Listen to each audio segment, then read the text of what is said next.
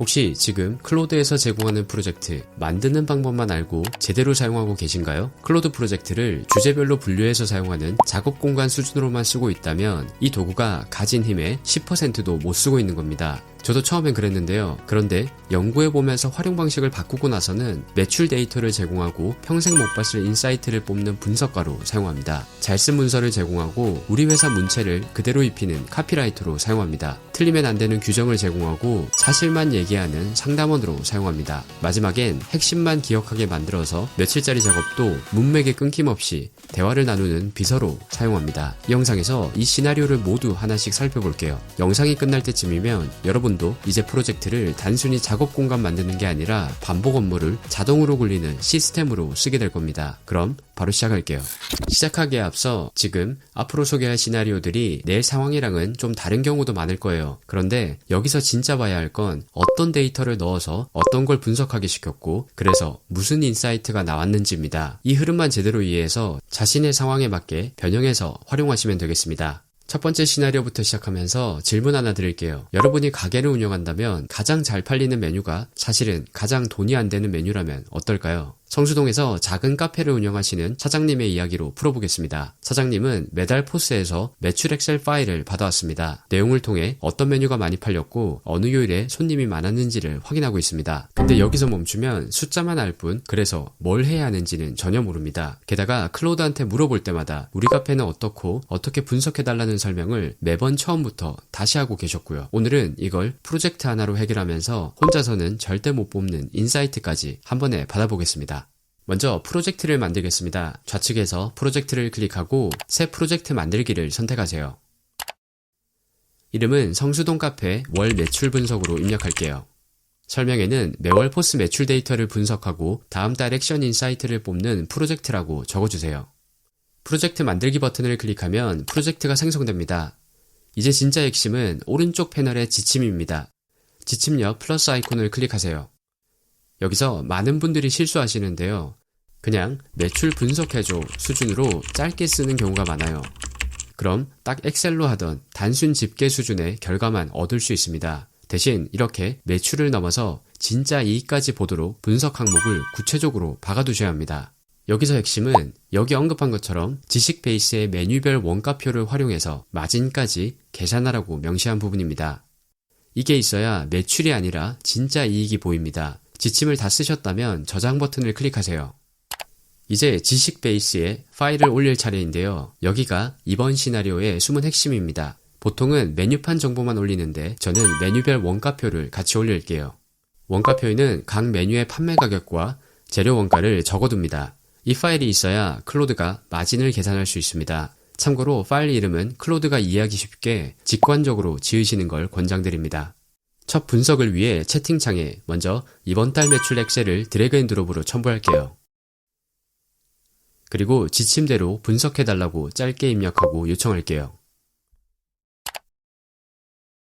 결과를 함께 살펴볼게요. 지침을 통해 분석한 내용을 토대로 먼저 매출 순위와 마진 순위를 확인할 수 있습니다. 이 가게의 이번 달 매출 1등은 망고빙수가 차지했는데요. 793개로 713만원치를 팔았습니다. 그런데 마진을 보는 순간 이야기가 완전히 뒤집힙니다. 망고빙수의 마진율은 40%, 전체 메뉴 중에서 꼴찌였습니다. 9,000원 정도에 팔지만 재료비가 5,400원이라 한 개당 팔 때마다 남는 건 3,600원. 근데 이 3,600원이 4,500원짜리 아이스 아메리카노 한 잔 남는 거랑 정확히 똑같습니다. 가격은 2배인데 손에 쥐는 돈은 똑같다는 거죠. 근데 진짜 충격은 여기서부터입니다. 클로드가 짚어준 숨은 효자는 콜드브루였습니다. 매출로는 7이라서 그동안 신경도 잘 안 쓰던 메뉴일 수 있는데 마진율이 무려 76%, 한 잔 팔 때 남는 돈이 4,200원으로 망고빙수보다 많습니다. 매출 순위만 봤다면 평생 못 봤을 메뉴인 거죠.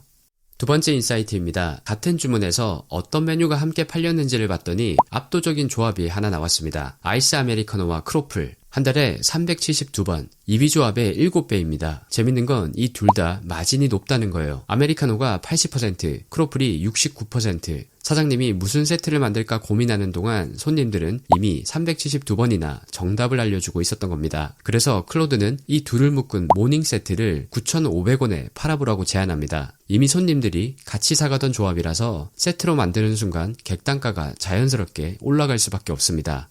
세 번째, 가장 한가한 시간을 찾았습니다. 수요일 오후 2시부터 4시, 특히 수요일 오후 3시는 한 달 통틀어서 매출이 67,500원밖에 안 됐습니다. 거의 죽은 시간이죠. 클로드는 이 시간에 뜨거운 음료 대신 마진 높은 콜드브루와 자몽에이드를 밀고 쿠키를 1,000원에 얹은 콜드타임 전략을 제안합니다. 어차피 비는 시간을 고마진 메뉴로 채우는 거죠. 그리고 앞으로 이 분석 내용을 토대로 다음 달에 무엇을 해야 할지 구체적으로 실행할 수 있도록 액션 플랜을 정리해서 제공해줍니다. 이 정도 수준의 분석 결과를 얻을 수 있어야 클로드 프로젝트를 단순히 폴더블유 수준이 아닌 하나의 매출 분석 시스템으로 활용할 수 있게 됩니다. 한 번만 만들어두면 매월 필요할 때마다 프로젝트를 통해 월 매출 분석을 클릭해서 방문한 뒤 매출 데이터를 업로드하고 지침대로 분석하라는 요청만 하면 됩니다. 두 번째 시나리오는 직장인분들 이야기입니다. 질문 하나 드릴게요. AI한테 제안서나 보고서를 써달라고 해보신 적 당연히 있으시죠? 그럴듯하게는 나오는데 어딘가 우리 회사 문서 같지가 않아서 결국 다 뜯어 고치신 경험 한 번쯤 있으실 겁니다. 오늘은 그 이유와 해결책을 같이 풀어보겠습니다. 먼저 프로젝트를 만들어 볼게요. 좌측에서 프로젝트를 클릭하고 새 프로젝트 만들기를 선택하세요. 이름은 제안서 보고서 자동 작성으로 입력할게요. 설명에는 우리 회사 양식과 문체에 맞춰 제안서 초안을 빠르게 만드는 프로젝트라고 적어주세요. 완료했다면 프로젝트 만들기 버튼을 클릭하세요. 이번에도 지침이 핵심인데요. 먼저 많은 분들이 실제로 어떻게 쓰시는지 보겠습니다. 가장 흔한 건 이겁니다. 전문적으로라는 말이 막연해서 그냥 딱딱하기만 한 남의 회사 문서가 나옵니다. 좀 더 신경 쓴 분도 보통 여기까지입니다. 회사 업종은 알려줬지만 우리 회사가 어떤 톤으로 어떤 구조로 쓰는지는 여전히 모릅니다. 이 두 경우의 공통적인 한계는 분명합니다. AI가 우리 회사 문서를 한 번도 본 적이 없으니 우리 색깔을 낼 수가 없는 겁니다. 그래서 지침을 클릭한 뒤 입력란에 이런 방식으로 쓰셔야 합니다. 여기서 핵심은 지식 베이스의 과거 문서를 학습해서 그 문체를 따르라고 못 박은 부분입니다. 첫 번째 시나리오에서는 원가표를 참고 자료로 넣었다면 이번엔 잘 쓴 문서 자체를 스타일 교과서로 넣으면 됩니다. 그럼 지침 저장 버튼을 눌러서 저장할게요. 이제 지식 베이스에 파일을 올릴 차례입니다. 여기가 이번 시나리오의 핵심인데요. 우리가 과거에 잘 썼던 제안서 2-3개를 올립니다. 여기서 정말 중요한 팁 하나, 아무거나 다 올리지 마세요. 가장 잘 썼다고 평가받은 딱 2-3개만 올리셔야 합니다. 평범한 문서까지 섞어 올리면 결과물도 평범해집니다. 좋은 샘플이 좋은 결과를 만듭니다. 회사 정보가 걱정되시면 회사명이나 금액 등 민감한 정보는 가리고 올리면 되겠습니다. 이제 새 제안서를 만들어 볼게요. 고객사에 대한 핵심 정보만 입력한 뒤 요청할게요.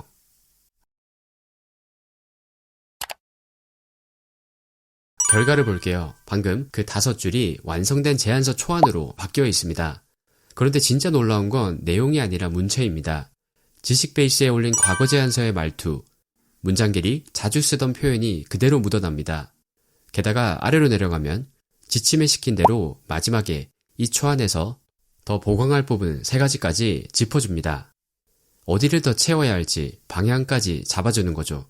이를 통해 어느 정도 완성하고 나면 단순히 다운받을 수 있는 문서 파일로 생성해달라고 요청하면 문서로 바로 다운받을 수 있게 됩니다. 이 프로젝트가 있으면 다음 제안서부터는 단순히 새 고객사가 생길 때마다 그냥 핵심 정보 몇 줄만 넣으면 우리 회사 문체로 된 초안이 바로 나옵니다. 정리하면 이렇게 됩니다. 첫 번째는 지식 베이스에 가장 잘 쓴 문서 2-3개만 올려서 스타일 교과서로 쓰기. 두 번째는 지침에 그 문체를 학습해서 따르라고 명확히 시키기. 세 번째는 요청할 땐 고객사 핵심 정보만 추가해서 요청하기. 주간 보고서부터 기획서, 회의자료 등 여러분이 반복해서 쓰는 문서가 있다면 모두 적용이 가능합니다. 세 번째 시나리오입니다. 다시 자영업자분들 이야기로 돌아올게요. 이번 주인공은 작은 필라테스 스튜디오를 혼자 운영하시는 사장님입니다. 질문 하나 드릴게요. 매일 오는 고객 문의에 답장하는 데만 하루 1시간씩 쓰고 계시진 않나요? 사장님한테는 매일 비슷한 문의가 쏟아질 수 있는데요. 수업료가 얼마인지, 환불이 되는지, 수업 변경이 가능한지 그때마다 사장님은 가격표를 다시 찾아보고 환불 규정을 확인하고 답장을 씁니다. 문제는 2가지예요. 하나는 시간입니다. 같은 답을 매번 새로 쓰는 거죠. 다른 하나는 일관성입니다. 바쁠 땐 퉁명스럽게, 여유 있을 땐 친절하게. 그날 기분 따라 답변 톤이 들쑥날쑥할 수 있어요. 오늘은 이걸 프로젝트로 해결해 볼게요. 먼저 프로젝트를 만들겠습니다. 좌측에서 프로젝트를 클릭하고 새 프로젝트 만들기를 선택하세요. 이름은 필라테스 스튜디오 고객 응대로 입력할게요. 설명에는 고객 문의로 일관된 톤으로 답변 초안을 만드는 프로젝트라고 적어주세요. 완료했다면 프로젝트 만들기 버튼을 클릭하세요. 이번에도 지침이 핵심인데요. 고객이 문의한 내용을 붙여놓고 고객 문의에 친절하게 답장 좀 써줘라고 하면 그럴듯한 답변은 나옵니다. 하지만 가격이나 환불 규정 같은 정확한 정보는 AI가 모르기 때문에 말을 지어낼 수밖에 없어요. 그래서 지침은 이렇게 쓰셔야 합니다. 지침을 클릭한 뒤 작성할게요. 여기서 핵심은 두 가지입니다. 첫 번째는 규정 관련 답은 가장 중요한 규칙 같은 섹션을 만든 뒤 반드시 지식 베이스를 확인하고 거기서 벗어나지 말라고 요청하는 것입니다. 두 번째는 규정에 없는 내용을 물어보는 경우엔 지어내지 말고 사장님께 확인하겠다고 하라는 것입니다. 이 두 줄이 잘못된 안내를 방지하고 실제로 사용할 수 있는 초안을 제공합니다. 그럼 저장할게요. 이제 지식 베이스에 규정 파일을 올립니다. 이번 시나리오에서 지식 베이스의 역할은 규정집이에요. 첫 번째 시나리오에서는 지식 베이스가 분석할 참고 자료였고 두 번째 시나리오에서는 문체를 배우는 스타일 샘플이었습니다. 이번엔 답변이 절대 벗어나면 안 되는 기준이 되는 겁니다. 같은 기능인데 쓰는 방식이 완전히 다르기 때문에 이 핵심을 잘 이해하시기 바랍니다. 이제 실제로 고객한테 문의를 받았다고 가정하고 답해 볼게요. 답변 초안 요청과 함께 고객이 보낸 카톡을 그대로 붙여넣고 요청할게요. 결제 후 7일 이내 한 번도 사용하지 않았으면 전액 환불 가능하다는 우리 규정 그대로요. 톤도 보세요. 회원님이라 부르고 부드러운 존댓말에 마지막엔 환불 처리를 위해 필요한 정보를 안내하면서 다음 행동으로 이어줍니다. 지침에 적은 그대로입니다. 그렇다면 규정에 없는 걸 물어보면 어떻게 될까요? 예를 들어 수업권을 친구한테 양도할 수 있냐고 물었다고 가정하고 입력한 뒤 요청해 볼게요. 이때 클로드는 아무 답이나 지어내지 않고 구성한 대로 사장님께 직접 확인 후 다시 안내해드리겠다고 답합니다. 이제 메일 오는 문의에 사장님은 그냥 카톡을 복사해서 붙여넣기만 하면 됩니다. 지식 베이스에 규정할 만한 파일 정보만 충분히 제공하면 어떤 문의든 문의 하나당 5분이 30초로 줄어들게 되고 답변 품질 또한 항상 똑같이 유지할 수 있습니다. 네 번째 시나리오는 다시 직장인 이야기입니다. 이번엔 좀 다른 결의 활용을 보여드릴게요. 지금까지는 한 번에 끝나는 작업이었다면 이번에 며칠에 걸쳐 이어지는 작업입니다. 주인공은 신제품 런칭 캠페인을 2주 동안 준비하는 마케팅 담당자입니다. 이런 경험 있으실 겁니다. 어제 클로드와 한참 대화하며 캠페인 방향을 잡았는데 오늘 다시 작업하려고 보니 어제 그 대화를 찾기도 어렵고 새 채팅을 열면 우리 제품이 뭐고 방향이 어떻게 정해졌는지를 처음부터 다시 설명해야 하는 경우가 종종 발생합니다. 며칠짜리 작업이 매번 리셋되는 거죠. 오늘은 이걸 프로젝트의 메모리 기능으로 해결해 볼게요. 프로젝트를 만드는 건 이제 익숙하시죠? 새 프로젝트를 만들고 이름은 신제품 캠페인 6월 런칭으로 입력하고 바로 만들게요. 지식 베이스에는 신제품 관련 정보 파일을 하나 올려둘게요. 여기까진 똑같습니다. 이번 시나리오의 핵심은 지침에 메모리 사용을 명확히 시키는 부분이에요. 지침 옆에 플러스 아이콘을 클릭한 뒤 이렇게 작성할게요. 여기서 핵심은 두 가지예요. 내가 메모리에 저장해줘라고 하면 그 결정사항을 메모리에 저장하게 만듭니다. 그리고 새 대화를 열 때 항상 그 메모리를 먼저 확인하고 반영하라는 것입니다. 그럼 저장해주세요. 첫째 날이라고 가정하고 캠페인 방향을 잡아볼게요. 지식 베이스 정보 창고에서 캠페인 핵심 메시지 후보 제안하라고 입력한 뒤 요청할게요.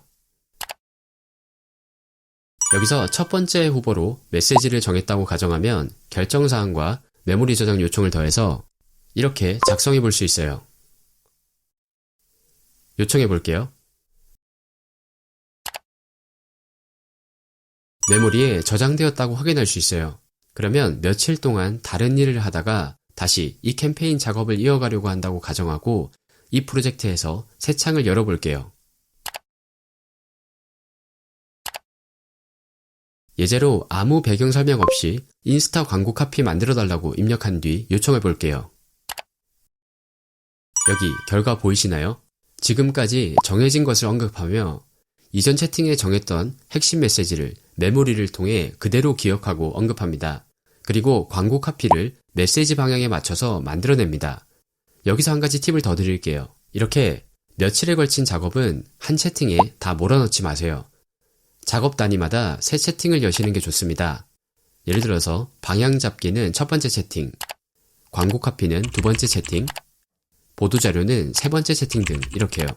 한 채팅이 너무 길어지면 답변이 느려지고 맥락도 흐려질 수 있습니다. 대신 핵심 결정은 살펴봤던 것처럼 메모리에 저장해두면 채팅을 나눠도 중요한 건 계속 기억합니다. 여기까지 오늘 살펴본 4가지 시나리오 중에서 여러분 일과 가장 가까운 것 딱 하나만 골라보세요. 그리고 오늘 안에 그 프로젝트 하나만 직접 만들어 보세요. 직접 써보는 그 한 번이 영상 10번 보는 것보다 낫습니다. 영상이 도움이 되셨다면 좋아요와 응원 댓글도 부탁드립니다. 당신의 성장을 돕는 그린 코끼리, 다음 영상에서도 함께 성장합시다.